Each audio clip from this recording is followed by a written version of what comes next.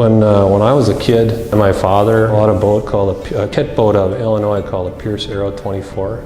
So he bought a hull and a deck and finished everything, finished everything off. Put an interior in, everything on the deck. Poured lead in the keel.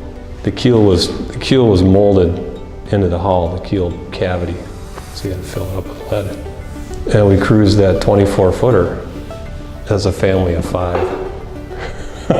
We're stacked in there like cordwood. Yeah, absolutely. Yeah, these are perfect for a boat like Quest.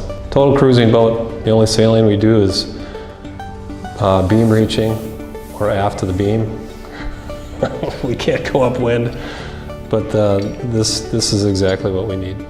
So early in the project, the element block project, I was asked to help define the scope for we called it a value block. I started here directly out of college, and every product we do was always to the nth. So these features, a lot of features aren't really required for everyone. So trying to make a very value-packed but price-conscious block was the goal. The top 3 most important things about building the block were the price point, the durability, which was why we went with aluminum side plates, and the elegance. All these things were things that we wanted to try to weigh to figure out what the priorities were. And our distributors overwhelmingly said price was the most important. When we looked at the competition, the construction was basically stainless steel for the load-bearing parts and then plastic for the aesthetics and the rope guiding type features. And the majority of what we found was they were made out of plastic with a stainless strap, and they had no bearing or some kind of journal bearing. And it's a really good way to make a block. It's very cost conscious. It does a lot to fulfill the requirements in a cost-effective manner. So the question was whether or not we were going to have to follow suit. We didn't want to copy those guys. We wanted to design an all-metal structure block. So it led us to aluminum forgings for the side plates. And this makes that part extremely strong, as opposed if it just came out of we machined it out of a side of a bar stock of aluminum, or it was cast. It's much stronger than a cast piece.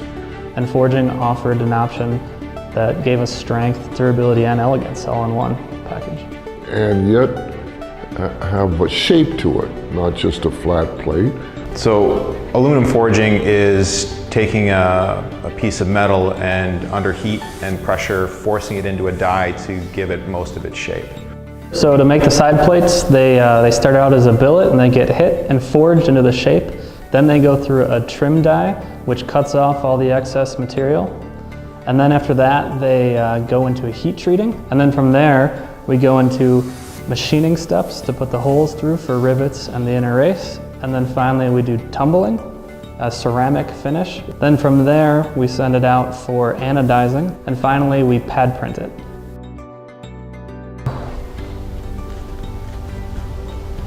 So that's 7 steps for processing the side plates for a block that we're keeping in a value price. In our experience, there's only a few ways to make a block cheaper. One of them is with the components. We have to reduce the cycle time on machines. We have to reduce the number of components that we're making. And we have to reduce the amount of material we use when we're making those components. In manufacturing a sheave, an injection molded sheave, basically a rough number would be half the cost is the time it takes the machine to make the part, and the other half is material cost. In the manufacture of all the element sheaves, there is virtually 0 material waste. We've also eliminated any secondary machining operations on the sheave.